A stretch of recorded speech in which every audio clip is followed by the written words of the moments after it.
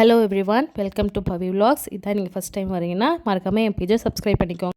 யூஸ்வலாக வைக்கிற சாம்பிராணி ஸ்டாண்ட் இல்லாமல் புதுசாக ட்ரை பண்ணலாமா? அது வந்து நான் டெரக்கோட்டா கிளேயில் தான் பண்ண போகிறேன். அதை நான் எடுத்து நல்லா ஸ்மாட்ச் பண்ணி ஃப்ளாட் பண்ணிவிட்டு மெஷர் பண்ணி கட் பண்ணிக்கிறேன். இந்த மாதிரி ஸ்டாண்ட் நீங்கள் கண்டிப்பாக நிறைய வீடியோஸில் பார்த்துருப்பீங்க. அதை பார்த்துட்டு தான் நானும் ட்ரை பண்ணிகிட்ருக்கேன். நான் வந்து வீடு மாதிரி ஷேப்பில் பண்ண போகிறேன். உங்களுக்கு எந்த ஷேப்பில் வேணுமோ அந்த மாதிரி நீங்களும் கட் பண்ணிக்கோங்க.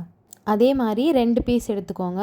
அண்ட் வெறும் ஸ்கொயராக 2 பீஸ் எடுத்துக்கோங்க. முடிஞ்ச அளவுக்கு எல்லாமே ஒரே சைஸில் இருக்க மாதிரி பார்த்துக்கோங்க. அந்த 4 பீஸோட எட்ஜஸும் சேர்த்து எல்லா சைடுமே ஒட்டிடுங்க. அப்படியே நார்மலாக பண்ணிங்கன்னா அது ஒட்டாது. இந்த மாதிரி ஒரு டூல்ஸ் வச்சு ஒட்டினீங்கன்னா தான் கண்டிப்பாக ஒட்டும். அடுத்து வந்து வீட்டுக்கு மேலே கூரை தான் ரெடி பண்ணிகிட்ருக்கோம். அதுவும் அதே மாதிரி மெஷர் பண்ணி கட் பண்ணிக்கோங்க. அதையும் ஃபிக்ஸ் பண்ணிட்டீங்கன்னா பார்க்கறதுக்கு இப்படி தான் இருக்கும். கூரை வந்து பிளெயினாக இல்லாமல் கொஞ்சம் வரி வரியாக இருந்துச்சுன்னா பார்க்குறதுக்கு அழகாக இருக்கும்ல. ஸோ அதுக்காக ஒரு டாட் எடுத்து இந்த மாதிரி ஃபுல்லாக ப்ளேஸ் பண்ணிக்கிறேன்.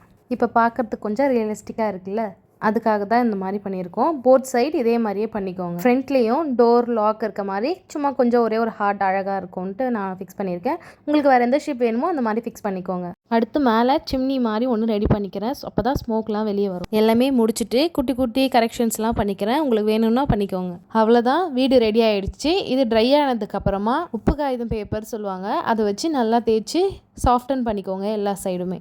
நெக்ஸ்ட்டு பெயிண்டிங் ஒர்க் தான். உங்களுக்கு பிடிச்ச கலரில் பெயிண்ட் பண்ணிக்கோங்க. எனக்கு வந்து ரூஃப் ரெட் கலரும் பேஸ்க்கு வந்து ஸ்கின் கலரும் ரொம்ப பிடிச்சிருந்துச்சி. ஸோ அதே நான் பெயிண்ட் பண்ணிட்டேன். உங்களுக்கு பிடிச்ச கலரை நீங்களும் பெயிண்ட் பண்ணிக்கோங்க. அதில் சும்மா நான் ஹோம்னு எழுதியிருக்கேன். உங்களுக்கு என்ன வேணுமோ நீங்களும் எழுதிக்கோங்க, எழுதலைனாலும் பரவாயில்ல. அடுத்து வந்து கீழே வைக்கிறதுக்கு ஒரு ஸ்டாண்ட் ரெடி பண்ணிகிட்ருக்கோம்.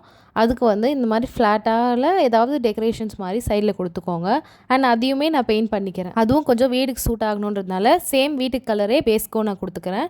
அண்ட் அது கூட சின்ன சின்ன ரெட் கலர் லைன்ஸ்லாமும் கொஞ்சம் அழகாக இருக்கும் பார்க்கறதுக்குன்ட்டு அதையும் கொடுத்துருக்கேன். சிங்கிள் லைன் கொடுத்துருக்கேன். அது பார்க்கும்போது சிம்பிளாக இருந்துச்சு. ஸோ டபுள் லைன் கொடுத்துருக்கேன். இப்போ பார்க்க கொஞ்சம் அழகாக இருக்குல்ல. பெயிண்ட் பண்ணதுக்கப்புறம் இந்த மாதிரி ஒரு டாப் கோட் கொடுத்தீங்கன்னா பார்க்க கொஞ்சம் க்ளாஸியாக தெரியும், நல்லாவும் இருக்கும்.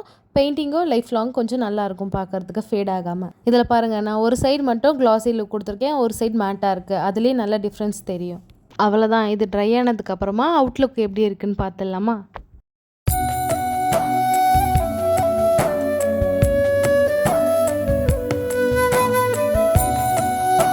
எப்படி இருக்குன்னு சொல்லி கமெண்ட் பண்ணுங்கள். பிடிச்சிருந்துச்சுன்னா லைக் பண்ணுங்கள். அண்ட் என்னோடய பேஜை சப்ஸ்கிரைப் பண்ணிக்கோங்க. பாய்.